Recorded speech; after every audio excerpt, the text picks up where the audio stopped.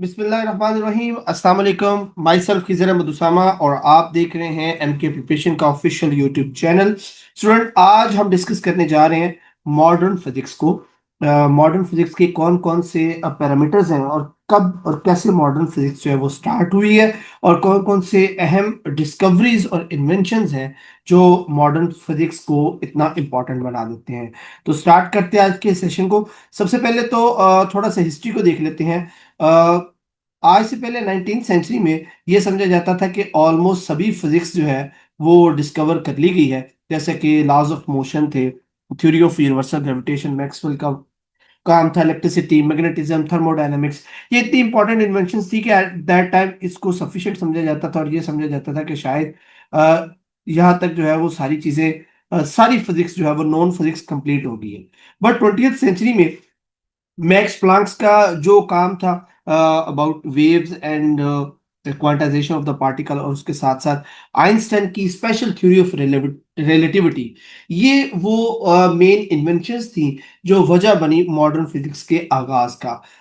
Einstein की theory of relativity असल में बिल्डिंग ब्लॉक है, वो बेस है जिस पे मॉडर्न थ्योरी जो मॉडर्न फिजिक्स जो है वो स्टैंड करती है। और उससे पहले वाली फिजिक्स को, इस थ्योरी के आने के बाद उससे पहले वाली फिजिक्स को जो वो क्लासिकल फिजिक्स का नाम दे दिया गया, और इसके बाद जितनी इन्वेंशंस हुई उन्होंने टोटल कॉन्सेप्ट क्लासिकल फिजिक्स का चेंज कर दिया। कैसे कैसे चेंज हुई, कैसे क्या क्या चेंज हुआ, वो हम फर्दर आगे डिस्कस करेंगे। यहाँ पे एक छोटी सी इंफॉर्मेशन है जो बेस करती है आइंस्टाइन की जो स्पेशल थ्योरी ऑफ रिलेटिविटी है उसके अकॉर्डिंग। अगर आप स्पेस में हैं तो आपका जो क्लॉक है, आपका जो टाइम है, वो लिटिल स्लोअर चलेगा। और प्रैक्टिकली जो स्पेसशिप्स हैं, जो जीपीएस सैटेलाइट्स हैं, वो जो जमीन से बाहर मूव कर रहे हैं, उनके ऊपर जो क्लॉक है वो जमीन पर मौजूद क्लॉक से ऑलमोस्ट 45 माइक्रो सेकेंड जो है वो कम या स्लो चलता है। तो ये एक दरमियान इंफॉर्मेशन थी। लेकिन before starting, before going to the Einstein special theory of relativity, first जो चीज समझने वाली है दैट इज रेफरेंस फ्रेम्स या फ्रेम ऑफ रेफरेंस। ये ऐसे फ्रेम्स हैं या ऐसी चीजें जिसकी जरूरत पेश आई जब दो डिफरेंट चीजों के दरमियान जो है वो मुआवजा किया गया, कंपैरेटिव स्टडी की गई। तो उसके लिए फिजिक्स के अंदर स्पेसिफिकली बहुत सारी जो क्वांटिटीज है वो एब्सोल्यूट नहीं है, वो रिलेटिव होती हैं according to some other quantities. तो इसलिए फ्रेम ऑफ रेफरेंस का कॉन्सेप्ट इंट्रोड्यूस करवाया गया कि whenever you are studying an impact, any happening, any impact या कोई भी फिजिकल इवेंट जब वो आप उसको मेजर कर रहे हैं, तो आप उसको एक फ्रेम ऑफ रेफरेंस में, एक कोऑर्डिनेट सिस्टम में मेजर करते हैं। और वो कोऑर्डिनेट सिस्टम उस इवेंट की, उस हैपनिंग की कोऑर्डिनेट्स को, उसकी पोजीशंस को, उसके टाइम को एक्सप्लेन करता है। तो फ्रेम ऑफ रेफरेंस असल में आप यूं कह सकते हैं एक रूम है, एक ऐसी प्लेस है जहां पर जो एक्सपेरिमेंटर है वो ऑब्जर्व करता है इवेंट्स को या हैपनिंग्स को जो वहां पर हो रही होती है। ओके जी, फर्दर मूव करते हैं। इसकी आप एग्जांपल जो वो यहाँ से देख सकते हैं। ये जो फ्रेम ऑफ रेफरेंस यहाँ पर दिखाया गया, यू कैन सी है कि यहाँ पर जो तीन कोऑर्डिनेट सिस्टम है, जैसे एक्स वाई और जी, और इस तरह एक्स प्राइम वाई प्राइम जी प्राइम, और उसके साथ जो चौथा कोऑर्डिनेट आता है वो टाइम होता है। तो हम फ्रेम ऑफ रेफरेंस, इसको फ्रेम ऑफ रेफरेंस कहते हैं। जो भी इवेंट हो रहा है या हैपनिंग हो रही है, हम उसको इस फ्रेम ऑफ रेफरेंस के अकॉर्डिंग जो है वो मेजर करते हैं या ऑब्जर्व करते हैं। अब फ्रेम ऑफ रेफरेंस की भी दो टाइप्स हैं, एक इनर्शियल फ्रेम ऑफ रेफरेंस है और एक non inertial frame of reference है। इनर्शियल फ्रेम ऑफ रेफरेंस या जिसको हम non accelerated frame of reference भी कहते हैं, ऐसा फ्रेम ऑफ रेफरेंस है जिसके अंदर जो ऑब्जेक्ट्स हैं उन पर कोई फोर्स, वो या उस फ्रेम ऑफ रेफरेंस पर कोई फोर्स अमल नहीं कर रही होती, वो मूव नहीं कर रहा होता, वो रेस्ट की हालत में होता है। ऑन द अदर हैंड, जो non inertial frame of reference है वो एक यूनिफॉर्म स्पीड के साथ एक्सेलरेट कर रहा होता है इन द डायरेक्शन, किसी पर्टिकुलर डायरेक्शन में वो मूव कर रहा होता है। उसको हम inertial, non inertial frame of reference कहते हैं, जिसकी कोई non inertial frame of reference जो मूव कर रहा है तो उसकी कोई ना कोई वेलोसिटी होती है, कोई ना कोई मोमेंटम होता है, कोई ना कोई डायरेक्शन होती है जो उसके अंदर होने वाली हैपनिंग्स पर अफेक्ट करती है। और जब हम non inertial frame of reference में किसी इवेंट को रिकॉर्ड कर रहे होते हैं तो उस फ्रेम ऑफ रेफरेंस की वेलोसिटी या उसका मोमेंटम या उसकी डायरेक्शन जो है वो अफेक्ट करती है उस इवेंट को जो उसके अंदर हो रहा होता है। अच्छा, अब आ जाते हैं जी स्पेशल थ्योरी ऑफ रिलेटिविटी में। 1905 1905 में अल्बर्ट आइंस्टाइन ने ये थ्योरी ऑफ रिलेटिविटी दी, और जिसने eight that time space time का जो कॉन्सेप्ट था उसको टोटली चेंज कर दिया। बेसिकली दो मेजर पॉस्टुलेट थे इसके अंदर। जो पहला पॉस्टुलेट है उसके अकॉर्डिंग जो लॉ ऑफ फिजिक्स है वो सेम है सभी इनर्शियल फ्रेम ऑफ रेफरेंसेस में, यानी कि जितने भी आपका फ्रेम ऑफ रेफरेंसेस है उनमें तमाम लॉज ऑफ फिजिक्स जो है वो सेम है, एब्सोल्यूट है, यूनिवर्सल है तमाम ऑब्जर्वर्स के लिए।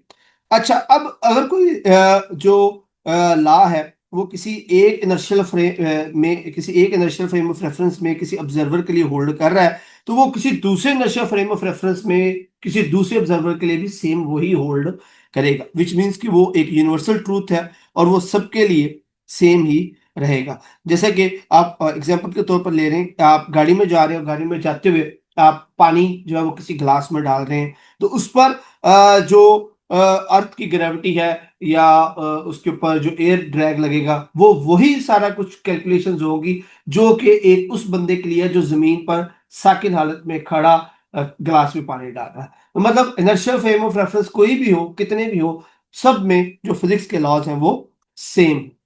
दूसरा जिसका पॉस्टुलेट है वो है consistency of the speed of light. कि स्पीड ऑफ लाइट जो है ये भी एक यूनिवर्सल कांस्टेंट है। कि स्पीड ऑफ लाइट जो वैक्यूम है जिसकी value c is equal to 2.997 multiply by 10 की पावर 8 मीटर पर सेकेंड है, वो तमाम इनर्शियल फ्रेम ऑफ रेफरेंसेस में एक जैसी होगी। क्योंकि हम इनर्शियल फ्रेम ऑफ रेफरेंस की बात कर रहे हैं या नॉन इनर्शियल की बात कर रहे हैं, सभी फ्रेम में जो स्पीड ऑफ लाइट है वो सेम होगी जो यहाँ पर ये जो कांस्टेंट c की वैल्यू दी गई है इसके। और इसको जरा एक्सेप्ट करना इसलिए मुश्किल था क्योंकि ये जो हमारी कॉमन सेंस है उसके हिसाब से डिफरेंट लग रहा था। फॉर एग्जांपल कि आप कोई दो टॉर्च है, आप उनको मूव करवा रहे हैं, उनसे स्पीड ऑफ लाइट निकल रही है, तो कॉमन ऑब्जर्वेशन ये कहती है कि स्पीड ऑफ लाइट अगर ये 2.997 10 8 है, तो अगर आप टॉर्च को मूव करवा रहे हैं तो स्पीड ऑफ लाइट और टॉर्च की लाइट दोनों को ऐड करके हम जो है ना उसकी स्पीड बताएंगे। बट ऐसा नहीं होता, स्पीड ऑफ लाइट जो है वो सेम रहती है 3 × 10⁻⁸ मीटर पर सेकेंड।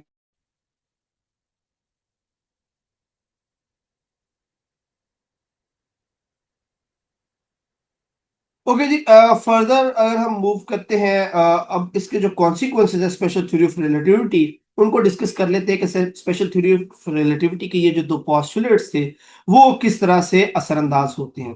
तो अब उसमें सबसे पहला जो कॉन्सिक्वेंट है वो दैट इज ए साइमल्टेनिटी। साइमल्टेनिटी यानी कि किसी दो इवेंट्स का एक ही वक्त पर होना, उस पर भी स्पेशल थ्योरी ऑफ रिलेटिविटी किस तरह से असरअंदाज होती है उसको जरा डिटेल्स देख लेते हैं। कह रहे दो इवेंट्स जो है वो अगर एक ही फ्रेम ऑफ रेफरेंस में है तो वो जनरली ये कंसीडर किए जाते हैं कि वो साइमल्टेनियस है, तो वो साइमल्टेनियसली ही मूव होंगे।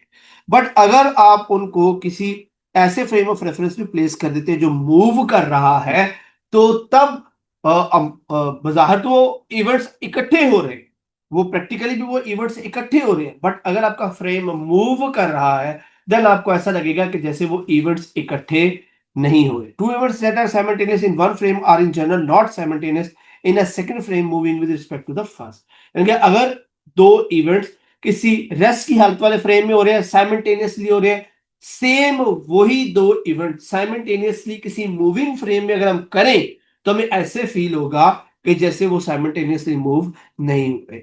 फॉर एग्जांपल आप एक बॉक्स कार में किसी ट्रेन की बोगी में मौजूद है और लेट्स सपोज वो ट्रेन की बोगी जो है वो रुकी हुई है और ये आप इस जगह पर ओ पर मौजूद है, ओ प्राइम पर मौजूद है, और इस फेस ए प्राइम और फेस बी प्राइम पर दो लाइटनिंग जो है, दो बिजली जो है वो स्ट्राइक की जाती हैं, दो बिजलियां जो है वहां से गुजारी जाती है, रोशनी का एक इवेंट है वो यहाँ पर हैपन हो रहा है। अब ये जब तक ये फ्रेम रुका हुआ है तो चूंकि ये दोनों सेम टाइम पे फेंके गए हैं तो सेम टाइम पे ही लगेगा कि जैसे दोनों लाइट्स जो है वो साइमल्टेनियसली ही फील हुई। बट अगर आप इस बॉक्स कार को मूव करवाते हैं देन क्या होगा कि जब लाइट स्ट्राइक करेगी, आप किसी एक फ्रेम की तरफ देख रहे हैं, तो बाय द टाइम आप एक्चुअली जीरो से ओ से मूव होकर उस प्री पोजीशन जो वो चेंज कर चुके हैं ओ प्राइम पर आ चुके हैं। जो फेस बी पर था वो कहां पर आ चुका है, बी प्राइम पर। तो अब यहां पर आप अगर देखें तो यू कैन सी कि जो बी वाली साइड है वो ऑब्जर्वर के क्लोज है और ए वाली साइड जो है वो ऑब्जर्वर से क्या होगी, दूर होगी है।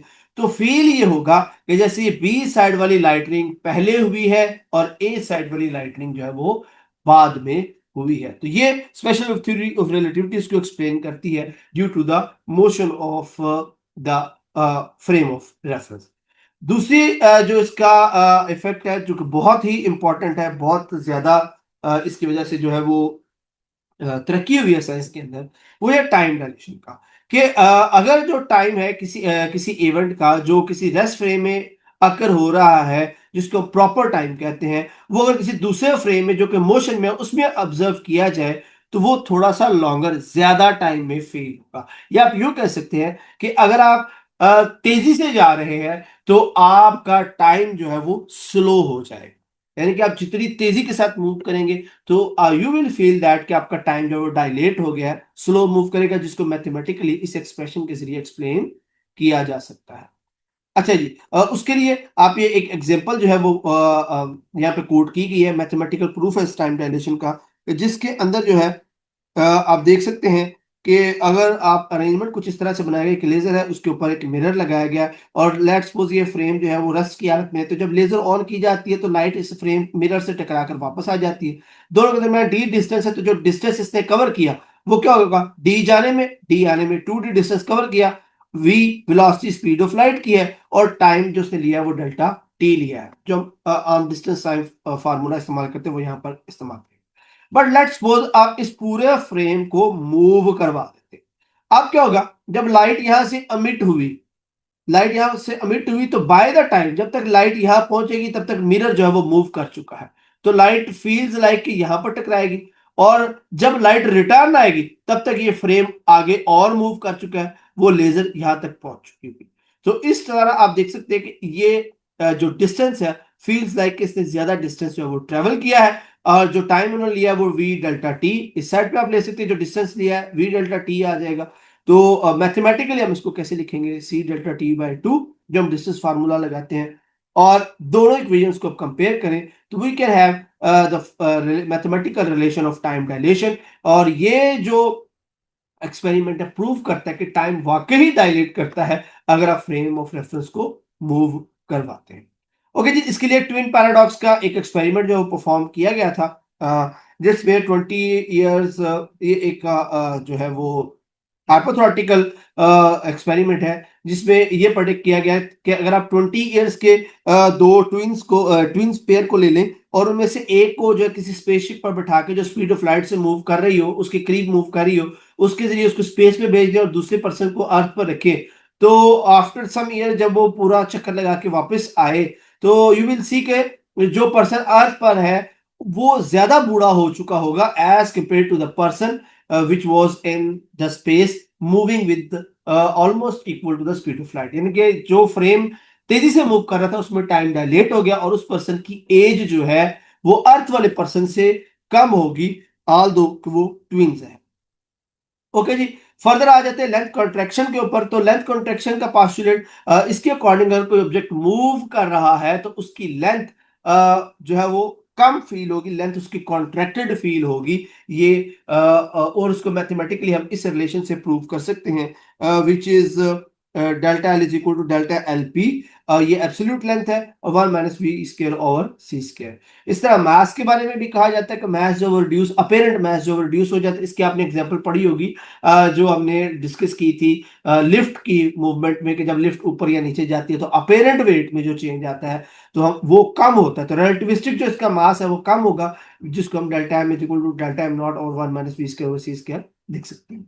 और last but not least the most important, that is E is equal to delta mc square, Einstein की famous equation, और this equation predicts that कि any mass can be converted to the energy and any energy can be converted to the mass। ये एक बहुत बड़ी एक discovery थी, बहुत बड़ा एक क्लेम था जो at that time was considered as the vital force, या एक बेस समझी गई मॉडर्न फिजिक्स के लिए, कि आप एनर्जी को कन्वर्ट कर सकते हैं मैथ्स में और मैथ्स को कन्वर्ट कर सकते हैं एनर्जी में। और by the time by different experiment जैसे कि पेयर प्रोडक्शन है, या आप उसमें कह सकते हैं फोटोइलेक्ट्रिक इफेक्ट है, कॉम्पटन इफेक्ट है, उन्होंने इस रिलेशन को प्रूव भी किया।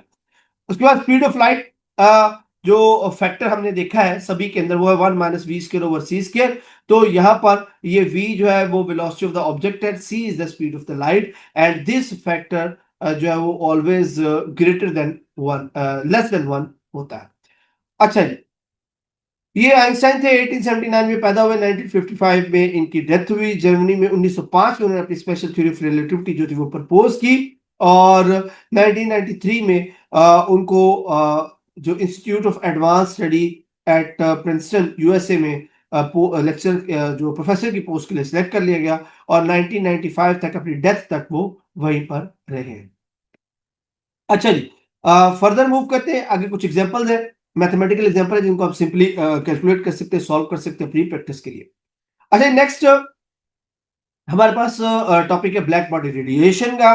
ब्लैक बॉडी रेडिएशन क्या होती है? इलेक्ट्रोमैग्नेटिक रेडिएशन जो ऑब्जेक्ट्स जो है अपने टेम्परेचर की वजह से रिलीज करते हैं उनको हम थर्मल रेडिएशन कहते हैं। हर ऑब्जेक्ट चाहे वो किसी भी टेम्परेचर पर हो वो रेडिएशन को अमिट कर रहा है, चाहे वो लो टेम्परेचर पर है या हाई टेम्परेचर पर है, वो रेडिएशन को अमिट कर रहा है। But due to the change in the temperature, radiation जो है वो स्पेक्ट्रम में या विजिबल रीजन में होंगी या जो आईआर रीजन में होगी। इवन के हमारी जो बॉडी है जो 310 केल्विन पर, यानी कि ऑलमोस्ट 89 डिग्री सेंटीग्रेड पर, sorry 38, I think 39 degree centigrade पर होती है।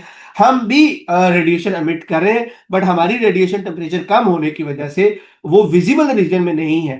तो अगर हम खुद को थर्मल कैमरा में देखें, तो थर्मल सेंसिटिव कैमरा में देखें, तो हम अपने बॉडी से एमिट होने वाली रेडिएशन को देख सकते हैं। तो एवरी ऑब्जेक्ट अपने टेम्परेचर की वजह से रेडिएशन जो है वो एमिट कर रहा है। ये रेडिएशन टेम्परेचर की वजह से डिफरेंट जो स्पेक्ट्रम के जो रीजन है उनमें फॉल करती है।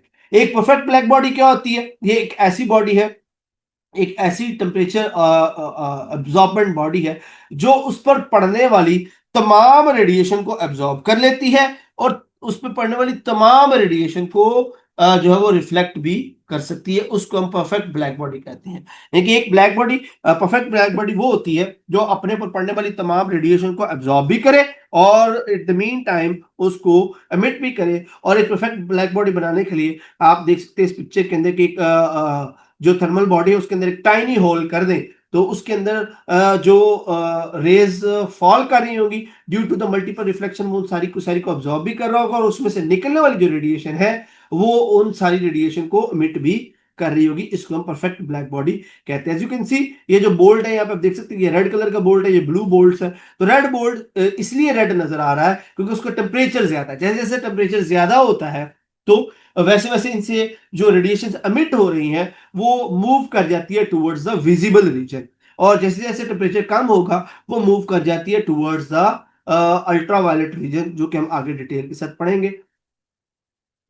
यहां पर आप देखें, इस ग्राफ के अंदर आप देख सकते हैं कि जैसे जैसे हम टेम्परेचर बढ़ा रहे हैं, एज यू कैन सी, वैसे वैसे हम कहा जा रहे हैं, विजिबल रीजन की तरफ जा रहे हैं। अगर टेम्परेचर को कम कर दें तो आप देख सकते हैं पीक जो है वो मूव कर जाती है out of the visible region. ये जो शिफ्ट है इसको एक्सप्लेन किया था विंड डिस्प्लेसमेंट लॉ में, और ये जो शिफ्ट है टुवर्ड्स द शॉर्टर वेवलेंथ इस जो विंड डिस्प्लेसमेंट लॉ को ओबे करती है, इस को हम विंड डिस्प्लेसमेंट लॉ से जो है वो एक्सप्लेन कर सकते हैं। और इसके अकॉर्डिंग ये जो पीक है ये डिपेंड करती है टेम्परेचर के ऊपर। एज यू कैन सी कि टेम्परेचर अगर ज्यादा है तो ये पीक जो है वो बिल्कुल विजिबल रीजन के सेंटर में है। जैसे टेम्परेचर कम हुआ तो ये पीक जो है टुवर्ड्स द शॉर्टर वेवलेंथ की तरफ मूव करना शुरू कर देती है, और ये directly proportional to the temperature है। टेम्परेचर हाई होगा तो वेवलेंथ कम होगी, टेम्परेचर कम होगा तो वेवलेंथ जो है वो ज्यादा होगी। प्रोपोर्शनलिटी साइन को खत्म करें, कांस्टेंट आएगा और इस कांस्टेंट की वैल्यू 0.2898 10 पावर माइनस 2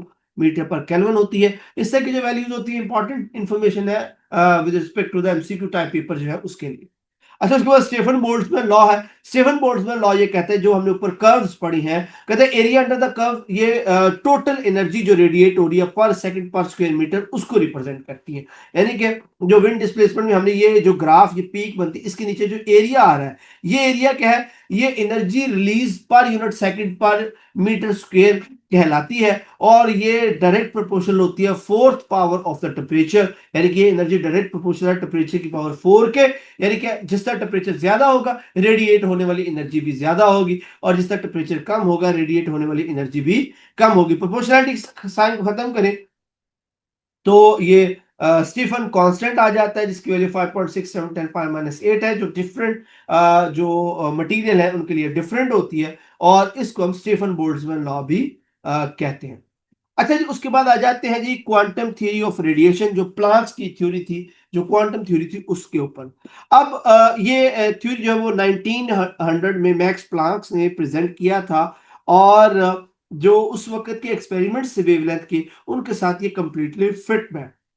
और मैक्स प्लांक ने क्या प्रेडिक्ट किया, क्या उन्होंने प्रपोज किया, क्या अजम्पशंस थी, उनमें पहली तो ये थी कि जो वाइब्रेटिंग मॉलिक्यूल है किसी भी ब्लैक बॉडी कैविटी का जो कि रेडिएशन को इमिट कर रहा है, वो सिर्फ डिस्क्रीट अमाउंट ऑफ एनर्जी, एक खास डिस्क्रीट पैक, एक खास लेवल तक की जो एनर्जीज है उनको रिलीज करता है। ऐसे नहीं है कि वो कोई भी हो सकती एनर्जी, वो डिस्क्रीट लेवल की जो एनर्जीज है उनको रिलीज करता है, जिसको मैथमेटिकली उन्होंने प्रेजेंट किया था En is equal to NHF।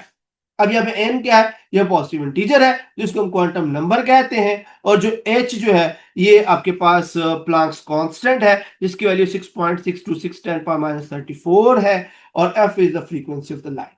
और प्लांक और इसका मतलब ये हुआ ये जो एटम और मॉलिक्यूल है वो ऐसे ही रैंडमली जो रेडिएशन है वो एमिट या एब्जॉर्ब नहीं कर सकते, बल्कि वो एक पर्टिकुलर एनर्जी लेवल्स हैं और उन्हीं लेवल्स पर उन्हीं डिस्क्रीट बंडल्स की सूरत में, डिस्क्रीट लेवल्स की सूरत में वो एनर्जी को एमिट या एब्जॉर्ब कर सकते हैं। दूसरा जो इंपॉर्टेंट असम्पशंस था इस थ्योरी का, उनके अकॉर्डिंग कि जो एटम्स या मॉलिक्यूल है वो तभी रेडिएशन एमिट या एब्जॉर्ब करेंगे जब वो डिस्क्रीट एनर्जी लेवल्स के दरमियान में जंप करते हैं, यानी कि लोअर एनर्जी से अगर हायर एनर्जी में जा रहे हैं तो वो एनर्जी को एब्जॉर्ब करेंगे, हायर एनर्जी लेवल से अगर लोअर एनर्जी लेवल्स की तरफ आ रहे हैं तो वो रेडिएशन को रिलीज करेंगे और वो जो रेडिएशन रिलीज हो रही है वो डिपेंडिंग अपॉन द टेम्परेचर वो डिफरेंट स्पेक्ट्रम के अंदर फॉल करती है कि वो विजिबल रीजन में आती है, आईआर में आती है, यूवी में आती है, किस रीजन में आती है। तो ये दो इंपॉर्टेंट उनके assumptions थी कि एक तो एनर्जी जो पोजेस करते हैं वो क्वांटाइज्ड है, डिस्क्रीट लेवल्स पर है और सेकंड ये कि एटम सिर्फ और सिर्फ तभी ही एनर्जी एब्जॉर्ब या रिलीज करेगा जब वो इन क्वांटाइज स्टेट के दरमियान शिफ्ट करता है। और ये चेंज ऑफ एनर्जी जो है delta E is equal to h f होगी, जो कि रेंडमली नहीं होती बल्कि एक फाइनाइट अमाउंट में होती है जिसको एच एफ कहते हैं, जिसको हम क्वांटम ऑफ एनर्जी भी कहते हैं। ये यहाँ पर मैक्स प्लांक्स है, जर्मनी से इनका ताल्लुक था और 1918 में इनको नोबेल प्राइज मिला था। स्टूडेंट्स ये जो छोटी छोटी इंफॉर्मेशन है एमसीक्यू पेपर के पॉइंट ऑफ व्यू से इंपॉर्टेंट होती है, इसको जरूर याद रखा करें। आगे मैथमेटिकल एग्जांपल्स हैं, सिंपल फार्मूलाज है, वैल्यूज पुट करके आप इनको अपनी प्रैक्टिस के लिए सॉल्व कर सकते हैं। अच्छा, उसके बाद एक इंतहाई इंपॉर्टेंट इफेक्ट जिसको हम फोटो इलेक्ट्रिक इफेक्ट कहते हैं, बहुत ही जबरदस्त इफेक्ट था जो आज पाकिस्तान के अंदर या पूरी दुनिया के अंदर बड़ा बहुत ज्यादा इस्तेमाल हो रहा है और एनर्जी अटेन करने के लिए कि ग्रीन तरीकाकार है जो पूरी दुनिया बड़ी तेजी से इसको अडॉप्ट कर रही है। फोटो इलेक्ट्रिक इफेक्ट क्या होता है, उसके अकॉर्डिंग जब लाइट जो है किसी मेटल सरफेस पर फॉल करती है, किसी मेटल सरफेस पर टकराती है तो उसके अंदर से इलेक्ट्रॉन जो है वो अमिट होते हैं और जिनको फोटो इलेक्ट्रॉन्स कहा जाता है। यानी कि आप किसी मेटल सरफेस पर कोई लाइट फॉल करवाते हैं तो उसमें से इलेक्ट्रॉन इजेक्ट होते हैं और इस फिनोमेना को हम फोटो इलेक्ट्रिक इफेक्ट कहते हैं। ये फिनोमेना 1887 में जो हेनरिक हर्ट्ज है उन्होंने सबसे पहले जो है उसको प्रपोज किया था, उन्होंने इसको देखा था और आइंस्टाइन ने 1905 में अपनी थ्योरी ऑफ रिलेटिविटी में भी इसको डिटेल से एक्सप्लेन किया गया था, क्योंकि कुछ ऐसे इसके अंदर मिस्ट्रीज थी, कुछ ऐसे इसके अंदर उभाम थे जो कि क्लियर नहीं हो पा रहे थे, जो फिर आइंस्टाइन ने इसको बड़ी डिटेल के साथ अपनी थ्योरी ऑफ रिलेटिविटी में 1905 में जो है वो डिटेल के साथ एक्सप्लेन किया था। अच्छा जी, अब आते हैं इसकी तरफ जो हमारा ये सेटअप है इसमें हमने क्या किया हुआ है। एज यू कैन सी कि यहाँ पर हमारे पास ये एक मेटल सरफेस है जिसको मेटालिक एमीटर कहते हैं और इसके सामने एक कलेक्टर हमने रखा हुआ है जो इनमें से निकलने वाले इलेक्ट्रॉन को कलेक्ट करेगा और इनको हमने कनेक्ट किया हुआ एक सेंसिटिव एमीटर के साथ जिसमें से गुजरने वाला जो करंट है वो हमें बताएगा इस हवाले से कि इसमें से इलेक्ट्रॉन निकल रहे हैं या नहीं। अच्छा, उसके बाद ये जो एमीटर के बाद हमने यहाँ पे एक वोल्ट मीटर लगा हुआ है, जो इसमें से जो वोल्ट्स हैं उनको जो है वो उसकी इंडिकेशन दिखाएगा। और इस पे जो हमने सप्लाई दी हुई है करंट की, बैटरी के साथ उसको अटैच किया थ्रू रियोस्टेट, जिसकी वजह से हम पोटेंशियल को जो है वो वेरी कर सकते हैं, पोटेंशियल जो है वो चेंज कर सकते हैं। अब इस एक्सपेरिमेंट को दो तरह से परफॉर्म किया गया है। फर्स्ट जो फोटो इलेक्ट्रिक एक्सपेरिमेंट है, उसके अंदर हम क्या करते हैं कि हम इसके अंदर ये जो कलेक्टर है, इसका करंट जो है वो स्लाइटली नेगेटिव रखते हैं with respect to this emitter surface, कि जब इलेक्ट्रॉन इसमें से पास करेंगे तो यहाँ से जो इलेक्ट्रॉन निकल रहे हैं वो जाएंगे टुवर्ड्स द कलेक्टर, और इसका जो नेगेटिव वोल्ट है डेफिनेटली उसको थोड़ा सा रिपेल करेगा। बट और फिर हम आहिस्ता आहिस्ता इसका जो नेगेटिव पोटेंशियल उसको बढ़ाते जाएंगे। अब जैसे जैसे इसका नेगेटिव पोटेंशियल बढ़ेगा, इसमें से निकलने वाले जो इलेक्ट्रॉन्स हैं वो इससे रिपेल होते जाएंगे, और एक टाइम ऐसा आएगा, ऐसा नेगेटिव पोटेंशियल आएगा जिसमें इससे निकलने वाले तमाम इलेक्ट्रॉन्स को ये यहाँ पर रोक देगा या उसको टर्न बैक कर देगा। उस पोटेंशियल को हम जो है वो स्टॉपिंग पोटेंशियल कहते हैं। उस पोटेंशियल पर जो एमीटर पर रीडिंग होगी, यानी कि यहाँ से जो इलेक्ट्रॉन्स इसमें आ रहे थे ये रीडिंग जो है वो जीरो हो जाएगी, क्योंकि इसका नेगेटिव पोटेंशियल इतना ज्यादा हो चुका होगा कि इसमें से निकलने वाले जो इलेक्ट्रॉन्स है वो यहाँ पर कलेक्ट होने की बजाय यहाँ से बाउंस बैक हो जाएंगे, रिफ्लेक्ट हो जाएंगे, और एमीटर की रीडिंग क्या है, जीरो हो जाएगी। और उस पोटेंशियल को हम स्टॉपिंग पोटेंशियल कहते हैं। और इस पॉइंट पर जो ये वाला वोल्टेज है वो वी नॉट वोल्टेज के इक्वल हो जाएगा, और ये इस वोल्ट के ऊपर जो एमिट होने वाले इलेक्ट्रॉन्स हैं उनकी एनर्जी एग्जैक्टली इक्वल हो जाएगी अप्लाइड पोटेंशियल वाले इलेक्ट्रॉन्स की एनर्जी के इक्वल, जिसको हम लिखेंगे kinetic energy is equal to e v not. और यहाँ पर ई जो है वो एलिमेंट्री चार्ज है, और वी नॉट जो है वो जो है वो स्टॉपिंग पोटेंशियल। अब जो मेजरमेंट्स हैं वो हमें ये दिखाती हैं कि जो गिवन फ्रीक्वेंसी की काइनेटिक एनर्जी वाली लाइट हम दे रहे हैं वो डिपेंड नहीं करती इंटेंसिटी ऑफ लाइट के ऊपर। ये एक बहुत बड़ी एक मिस्ट्री थी, एक कंफ्यूजन थी, जो पजल है क्लासिकल फिजिक्स के लिए। अब आम ऑब्जर्वेशन ये है कि अगर हम ज्यादा इंटेंसिटी वाली लाइट फॉल करें तो जो एनर्जी है, एनर्जी ऑफ द इलेक्ट्रॉन है, जो फ्रीक्वेंसी गिवन एनर्जी है इलेक्ट्रॉन्स की वो ज्यादा होनी चाहिए, क्योंकि लाइट ज्यादा इंटेंसिटी की फॉल कर रहे हैं। बट जो फोटो इलेक्ट्रिक करंट आई है as a function of potential difference v, वो डिफरेंट वैल्यूज के ऊपर आप इस फिगर में देख सकते हैं, और यू कैन सी कि इंटेंसिटी डबल करने के बावजूद जो फोटो इलेक्ट्रॉन्स का स्टॉपिंग पोटेंशियल है वो सेम, दोनों का स्टॉपिंग पोटेंशियल ऑलमोस्ट क्या है, वो सेम है। इंटेंसिटी हम डबल भी कर रहे हैं, लेकिन जो एनर्जी ऑफ द इलेक्ट्रॉन है वो ज्यादा नहीं हो रही, वो वही है जो डिम लाइट पे भी वही एनर्जी ऑफ इलेक्ट्रॉन है, और ब्राइट लाइट पे भी वही एनर्जी ऑफ इलेक्ट्रॉन है जो वो अमिट हो रहे हैं, यानी कि वही स्टॉपिंग पोटेंशियल पर वो रिपेल हो रहे हैं। तो ये एक कॉमन ऑब्जर्वेशन के अगेंस्ट थी। अब होना तो ये चाहिए था कि ज्यादा इंटेंसिटी वाली लाइट फॉल करने से जो स्टॉपिंग पोटेंशियल है वो भी ज्यादा होना चाहिए था, क्योंकि ज्यादा एनर्जी वाले इलेक्ट्रॉन आना चाहिए थे, बट ऐसा नहीं होता। और जो लाइट उस पर फॉल करे उसकी इंटेंसिटी से जो इजेक्टेड इलेक्ट्रॉन है उसकी एनर्जी पे कोई फर्क नहीं पड़ रहा। ये एक बहुत बड़ी पजल थी क्लासिकल फिजिक्स के लिए। सेकेंड एक्सपेरिमेंट में हम क्या करते हैं, सेकेंड एक्सपेरिमेंट के अंदर हम डिफरेंट फ्रीक्वेंसीज की लाइट उस पर फॉल करते हैं, फ्रीक्वेंसी जो है ना वो वेरी करवाते हैं। तो यहां पर भी एक मिस्ट्री है कि फ्रीक्वेंसी पे तो डिपेंडेंट नहीं होना चाहिए एनर्जी ऑफ इलेक्ट्रॉन, यानी कि जिस मर्जी लाइट की एनर्जी उस पर पड़े इलेक्ट्रॉन इजेक्ट होने चाहिए। लाइट जिस मर्जी फ्रीक्वेंसी की हो, क्योंकि हम फोटो इलेक्ट्रिक इफेक्ट में ये कहते हैं कि जो लाइट पड़ने से इलेक्ट्रॉन इजेक्ट हो रहे हैं, तो फ्रीक्वेंसी जो मर्जी हो लाइट की, इलेक्ट्रॉन इजेक्ट होने चाहिए, बट ऐसा नहीं होता। एक सर्टन अमाउंट ऑफ फ्रीक्वेंसी जिसको हम थ्रेशोल्ड फ्रीक्वेंसी कहते हैं, अगर उससे कम फ्रीक्वेंसी वाली लाइट को हम यूज करें तो कोई इलेक्ट्रॉन इजेक्ट नहीं होता। Energy of electron directly dependent upon the frequency of the light falling on it. तो ये दूसरी पजल थी, दूसरा क्वेश्चन था जो क्लासिकल फिजिक्स देने से कह सकते। तीसरी जो पजल थी क्लासिकल फिजिक्स के लिए इन दोनों एक्सपेरिमेंट्स के अंदर, वो था कि कुछ डिले होना चाहिए कि जब हम फॉल करते हैं एनर्जी, फॉर एग्जांपल हमने डिम लाइट फॉल की है, जब वो लाइट फॉल करते थे there must be some measurable time difference between falling of the light and ejection of the electron, कि कुछ ना कुछ टाइम लगना चाहिए जिसमें जो लाइट हम उसको फॉल कर रहे हैं वो अपनी एनर्जी उन इलेक्ट्रॉन्स को डिलीवर करे और वो इलेक्ट्रॉन्स इजेक्ट हो। लेकिन ऐसा नहीं होता, कोई टाइम दरमियान में नहीं लगता। As the moment, as the instant the light fall on the surface of the metal, at the same time, at the same instant जो इलेक्ट्रॉन्स हैं वो उसमें से इजेक्ट हो जाते हैं। और ये मेजरेबल टाइम डिफरेंस ना होना भी एक पजल थी क्लासिकल फिजिक्स के लिए कि ये कैसे हो। अब इन सारी चीजों को एक्सप्लेन किया है आइंस्टाइन ने अपनी थ्योरी ऑफ रिलेटिविटी में, और उन्होंने प्लांक्स की जो क्वांटाइजेशन ऑफ एनर्जी का कॉन्सेप्ट है उसको इस्तेमाल करते हुए उन्होंने एक्सप्लेन ये किया कि जो एनर्जी ऑफ इलेक्ट्रोमैग्नेटिक वेव होती है, क्लासिकल फिजिक्स ये कहती है कि जो वेव फ्रंट बनता है, जो इस तरह हम वेव फ्रंट बनाते हैं, उस इलेक्ट्रोमैग्नेटिक वेव की एनर्जी उस पूरे वेव फ्रंट पर डिस्ट्रीब्यूट है, उस पूरे वेव फ्रंट पर इक्वली डिस्ट्रीब्यूट है।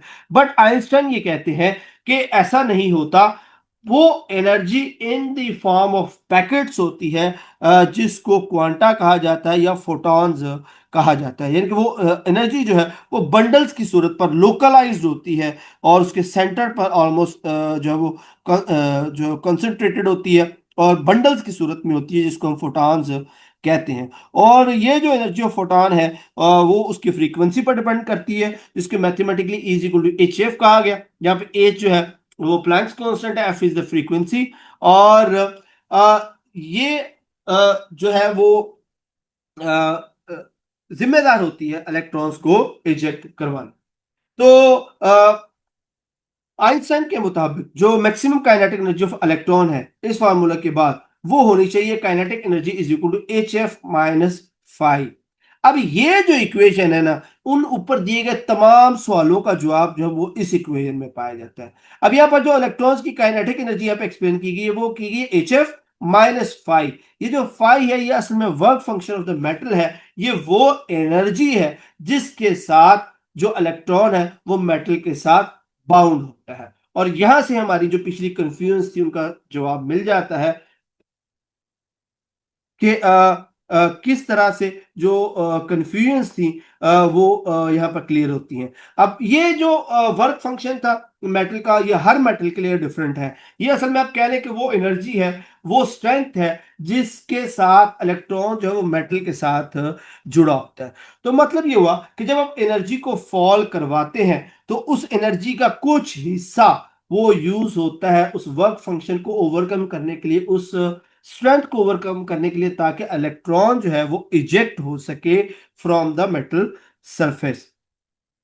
और फिक्स लाइट की फ्रीक्वेंसी के लिए ये उसको इस तरह से अरेंज करेगा कि वो जो काइनेटिक एनर्जी जो आप एनर्जी फॉल उस पर करवा रहे हैं, फोटॉन उस पर फॉल करें, उसका कुछ हिस्सा वर्क फंक्शन में इस्तेमाल हो जाएगा और बाकी जो हिस्सा बचेगा वो सारे का सारा as a energy of electron जो है वो उसको शिफ्ट हो जाएगा, जो इलेक्ट्रॉन जो है वहां पर अमिट हो रहे। सेकंड ये है कि जो फ्रीक्वेंसी है, थ्रेशोल्ड फ्रीक्वेंसी, जिससे नीचे वाली फ्रीक्वेंसी से लाइट अमिट नहीं हो सकती, उससे कम, यानी कि वो अगर आपके पास फ्रीक्वेंसी लाइट की इतनी नहीं है कि वो उसके वर्क फंक्शन को ओवरकम कर सके, तो डेफिनेटली इलेक्ट्रॉन्स इजेक्ट नहीं होंगे। तो हमें कम से कम वो फ्रीक्वेंसी चाहिए है कि वो वर्क फंक्शन को ओवरकम करने के बाद फिर आगे इतनी एनर्जी हो कि वो इलेक्ट्रॉन को मिल सके। तो एटलीस्ट हमें वर्क फंक्शन जितनी एनर्जी तो रिक्वायर्ड है जो उस इलेक्ट्रॉन को मेटल सरफेस से आजाद करवा सके। तो मिनिमम जो एनर्जी रिक्वायर्ड है that must be equal to the work function, as you can see here h f not is equal to the five, यानी कि मिनिमम वर्क फंक्शन की इक्वल एनर्जी रिक्वायर्ड है। जब तक उससे ज्यादा एनर्जी नहीं होगी तब तक आप इलेक्ट्रॉन को इजेक्ट नहीं कर सकते। तो मिनिमम जो फ्रीक्वेंसी बनती है थ्रेशोल्ड फ्रीक्वेंसी जिसको हम कह रहे हैं दैट इज 5/h, यानी कि इस फ्रीक्वेंसी की लाइट से नीचे वाली जो लाइट है वो इलेक्ट्रॉन्स को इजेक्ट नहीं करवा सकती। और इन फिनोमेना को हम इस्तेमाल करेंगे जनरल हमारी जो wave equation v is equal to f lambda, values को पुट करें तो लैम्डा की वैल्यू हमारे पास आ जाती है लैम्डा सी h/5। तो इस तरह से आइंस्टाइन ने एक्सप्लेन की वो सारी पजल्स जो क्लासिकल फिजिक्स एक्सप्लेन नहीं कर सकती थी, और जो कंफ्यूजन थी वो यहाँ पर क्लियर हो जाती है। आगे मैथमेटिकल इक्वेशन है जो अपनी प्रैक्टिस के लिए इस्तेमाल कर सकते हैं। और इसी की आगे प्रैक्टिकल एग्जांपल है, ये फोटो सेल्स है जो लाइट एनर्जी को इलेक्ट्रिसिटी में कन्वर्ट करने के लिए इस्तेमाल होता है। इसके अरेंजमेंट कुछ इस तरह से, ये कलेक्टिंग वायर है और इसके पीछे जो मेटल प्लेट है, जब इस पर लाइट पड़ती है तो इसमें से जो इलेक्ट्रॉन इजेक्ट होते हैं वो मूव करते हैं टूवर्ड्स दिस कलेक्टिंग वायर, और इस तरह से एक करंट जो है वो फ्लो करना शुरू कर देता है, जिसको हम मीटर के जरिए कनेक्ट कर सकते हैं। और ये फोटो सेल डिफरेंट एप्लीकेशंस में इस्तेमाल हो रहे हैं। So that's it for the session. Hopefully ये सेशन आपके लिए बहुत मुफीद रहा होगा। इस चैप्टर का रिमेनिंग पार्ट जो है वो इंशाल्लाह हम जो नेक्स्ट सेशन है उसमें कवर करेंगे। अगर आपकी कोई कंफ्यूजन हो तो कमेंट सेक्शन में जरूर पूछेगा। Thank you so much. Allah Hafiz.